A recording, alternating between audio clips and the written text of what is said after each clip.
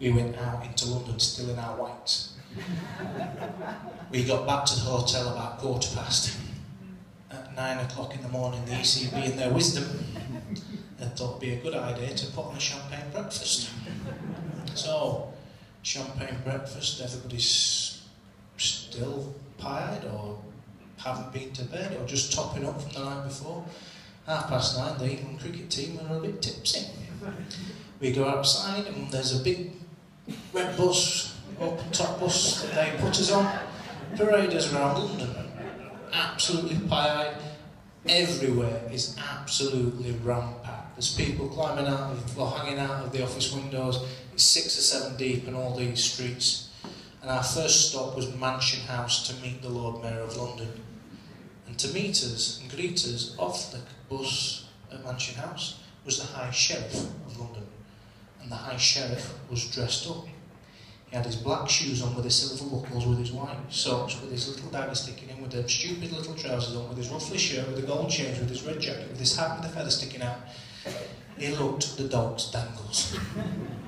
We'd all come off the bus and said, pleased to meet you, pleased to meet you, pleased to meet you. Andrew Flintoff stumbles, knocks the High Sheriff flat on his backside. He picks him up, locks him up and down and says, oh, what the fuck have you come as?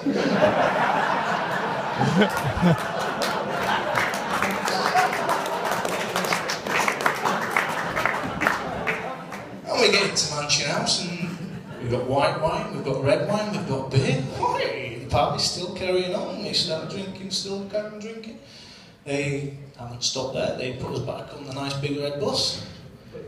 We get down to Trafalgar Square, where the Trafalgar Square is absolutely rammed. To greet us off the bus there was Stephen Fry. And when you meet somebody that's famous and one of your heroes, you don't say anything that's going to upset him.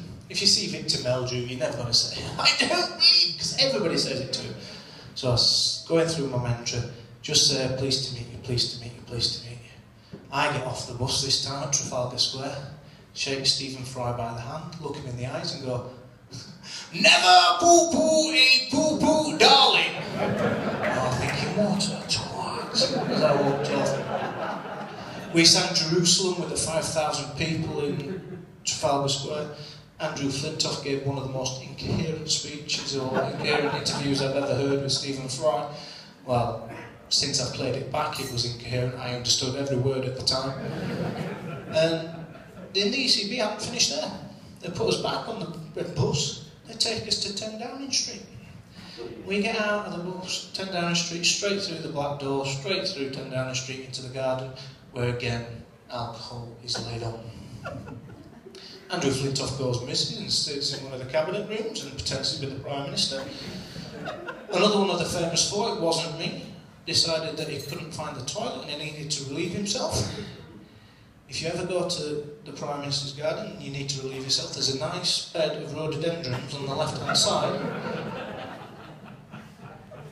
And it was leaving 10 Downing Street that I came into my own. We were walking out of 10 Downing Street, the famous black door with the number 10 on it.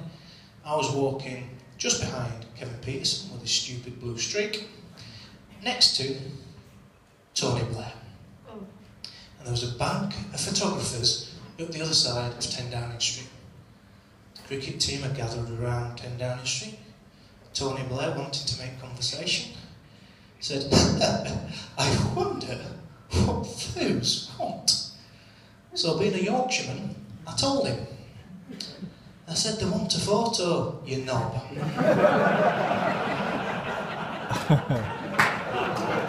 Everybody was thinking